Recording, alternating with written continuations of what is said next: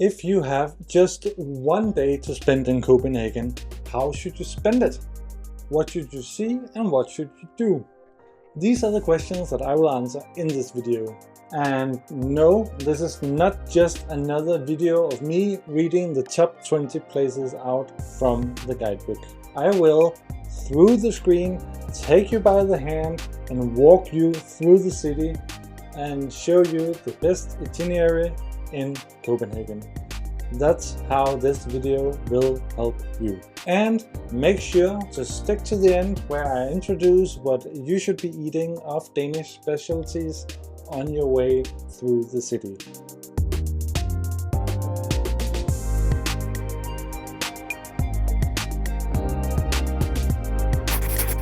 But first, my name is Stephen Højlund and I'm a Danish national trying to make life a little easier for foreigners visiting Denmark as well as expats who are settling in Denmark. Let's face it, Copenhagen is too big for you to cover everything in just one day. So, what should you pick out to see and do when you have just one day in the city? I live in Copenhagen and I've done so for my entire life, almost. I know how to get around the city and what the tourist traps looks like. I also know what you need to experience if you want to experience Copenhagen the Danish way and learn about the Danish culture while you are here. I will explain this to you in the following way.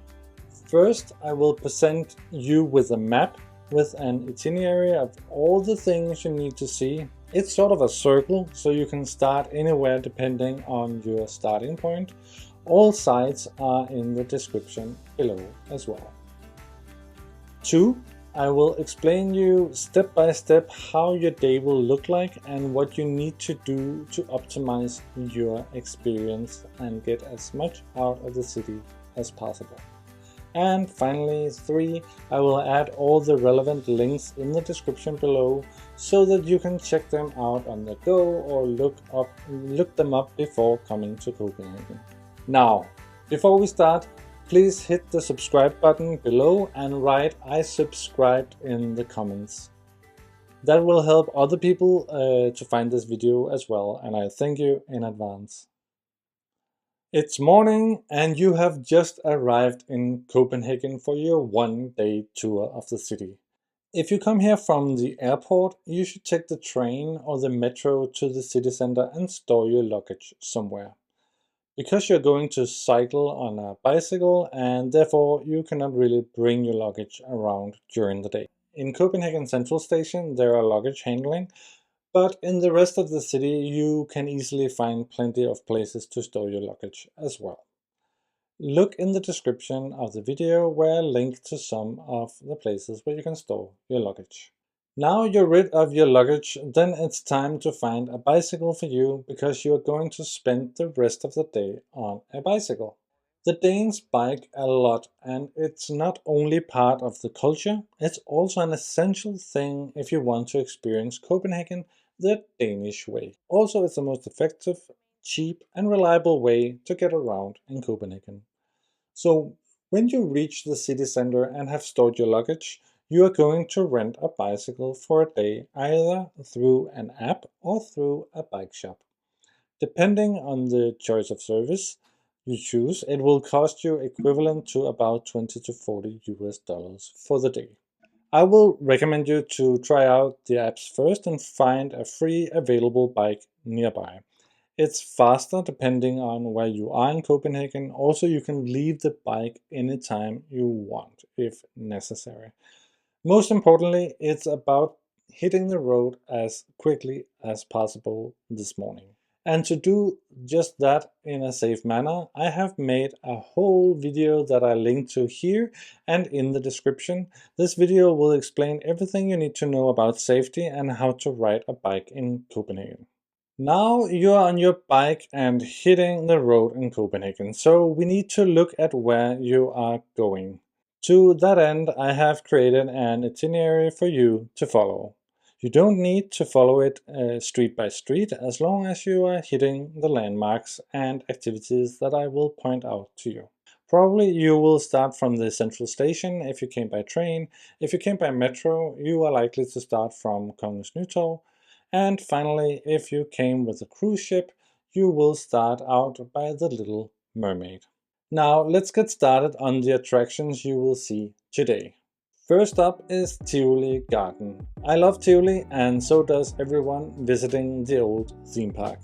It's smack in the city center of Copenhagen, and you can enjoy it in many ways, from taking a stroll around the park to go all in and try all the rides.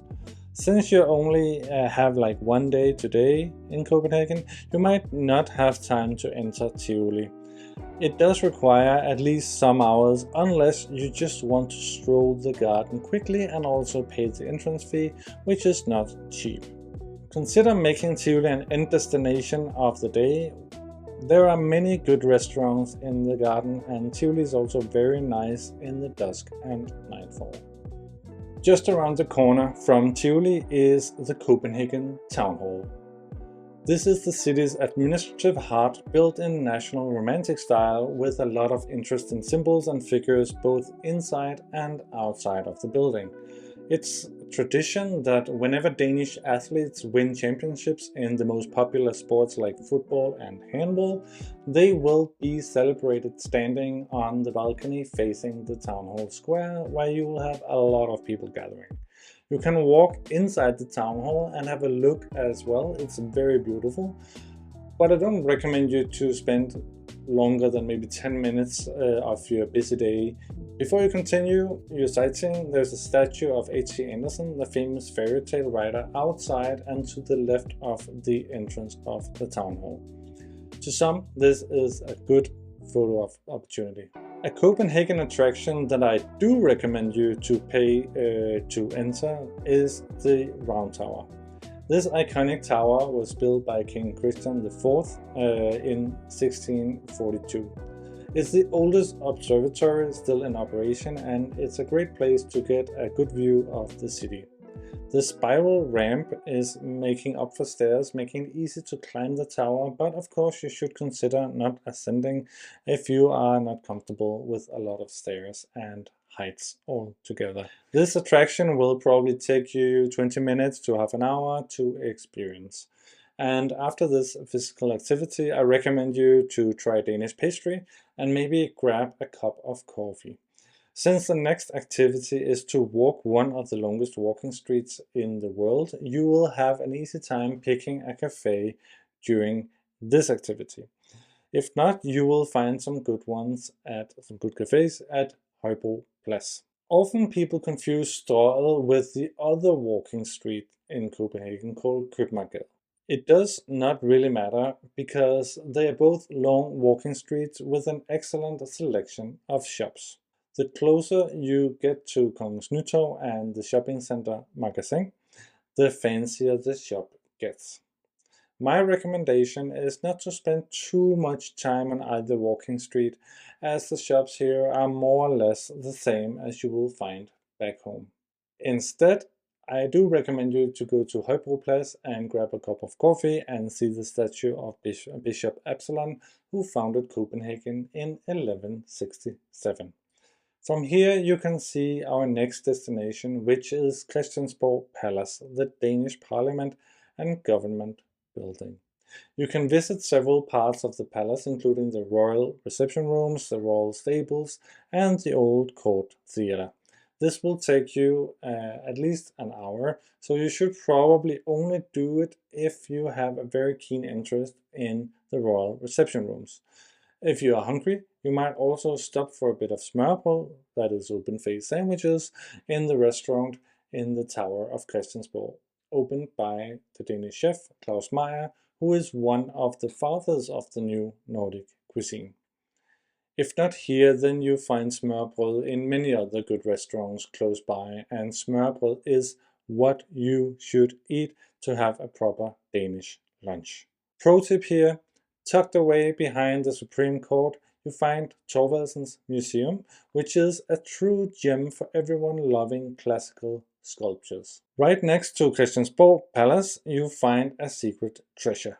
It's the library garden, which is a secret to many Copenhageners. I love this garden. It's small, but it's the perfect place to gather your thoughts after spending time at the library next door, which I've done quite a bit of for many years as a student. In this garden, you find a statue of the Danish philosopher Søren Kierkegaard as well as the Jewish Museum. You don't have to spend more than a few minutes here, and thus it's a great place to finish your coffee before venturing into the busy Copenhagen streets. Just sit and relax, just for 5 minutes. The Black Diamond hosts the Danish Royal Library. The building is a marvel and a stunning example of modern Danish architecture right by the waterfront. It's an extension of the old Royal Library that is now functioning as a research library, giving access to all the books ever published in Denmark. This was my favorite library when I was a student. In particular, Reading Room North, which is at the very back or very end of the library in the old part. It's a classical reading room with green lamps and high ceilings. Go there and look, and if you have a book to read or something to do, I recommend spending a bit of time there to get work done. Nyhavn or New Harbour boasts a 17th century waterfront that was once a busy commercial port. This is your next stop. Now it has become iconic and the photo often used to picture Copenhagen. So make a stop at the opposite side of the canal to take some good photos of the brightly colored townhouses and historic wooden ships.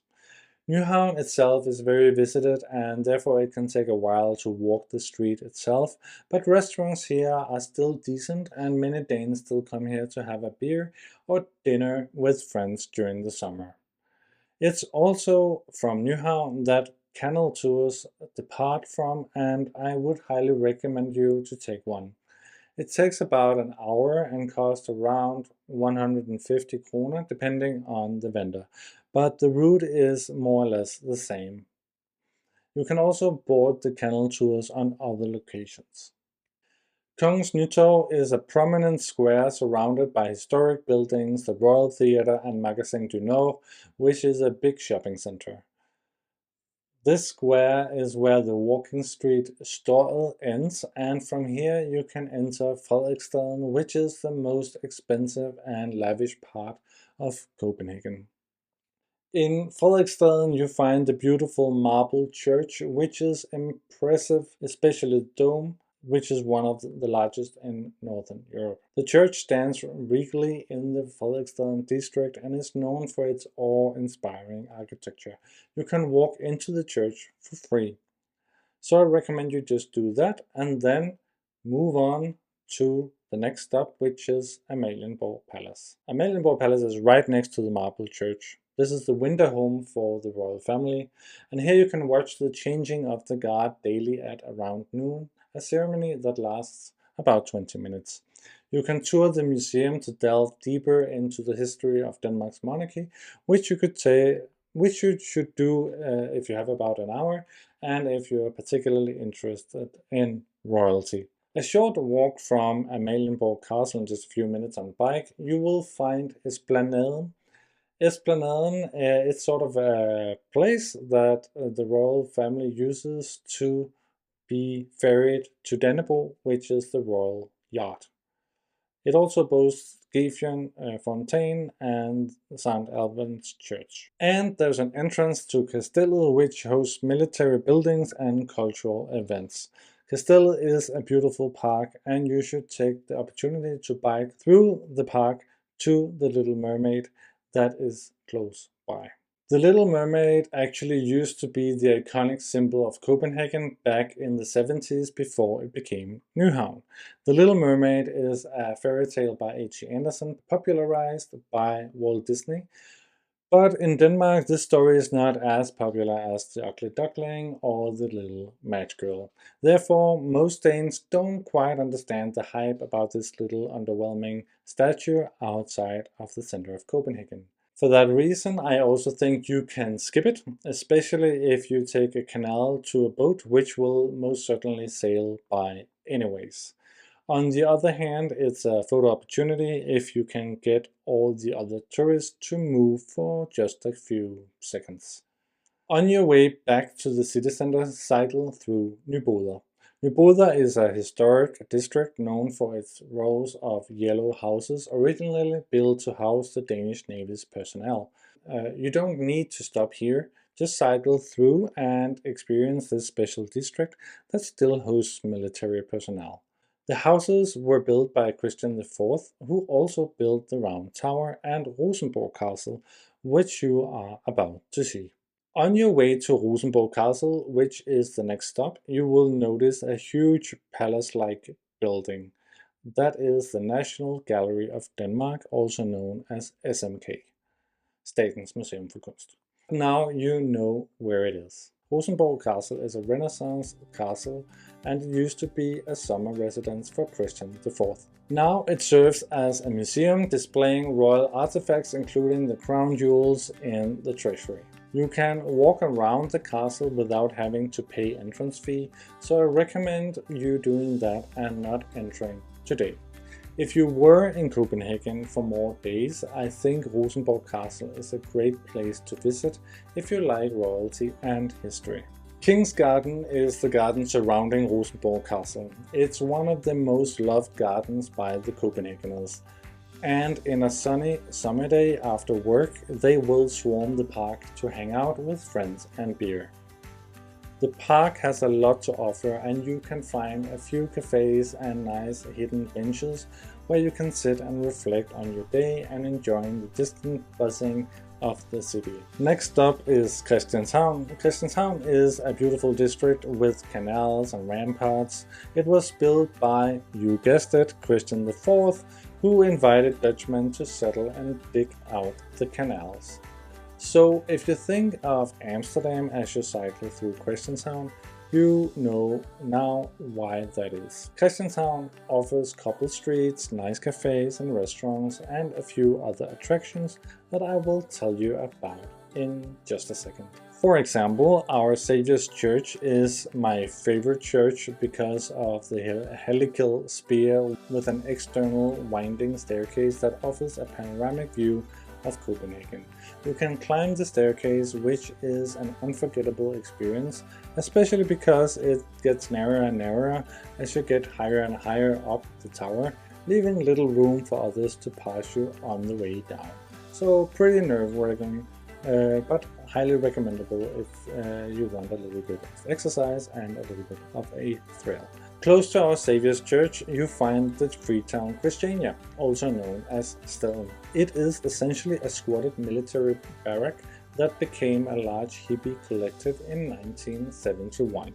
Now it has around 1,500 inhabitants and it's one of the largest free towns in the world and also a visited tourist attraction. It's amazing to walk around the area and see how inhabitants have built their houses and decorated the walls. You can get a beer or a cup of coffee in the many cafes and eateries in Christiania. Close to Christiania you find the new Opera House. It's a spectacular building and one of the most modern and technically advanced opera houses in the world.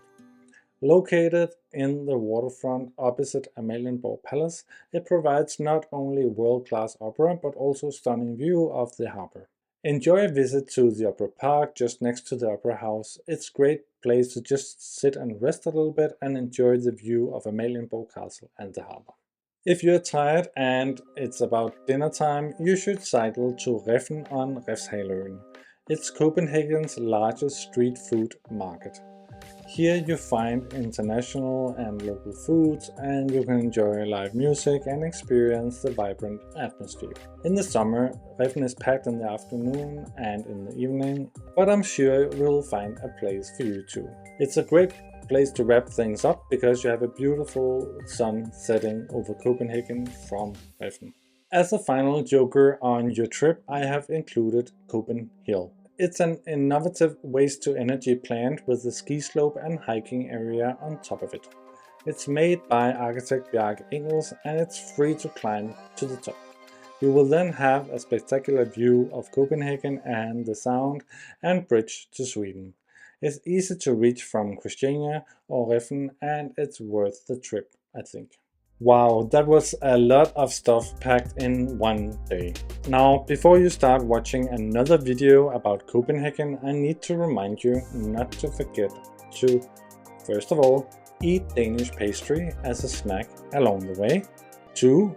Eat Danish open-faced sandwiches somewhere in the city center, links in the description below. And finally, 3. Have dinner in a nice restaurant, maybe in Tivoli, at REFFEN, or some of the many good restaurants that the city offers. Finally, if you need a snack, go for a hot dog and a red sausage. It's a traditional thing, but well, it's up to you if you are going to try it and if you like it. That's all for me, folks. I hope you're now inspired and ready to go see Copenhagen in just one day. If you liked this video, please hit the subscribe bell and write I subscribed in the comments below. Also, you are free to shoot me a question in the comment section as well if you have something you want to know more of and some questions about your itinerary. I hope you have the most wonderful trips to Copenhagen once you get here. Take care. Du kigger bara, du har tagit på det.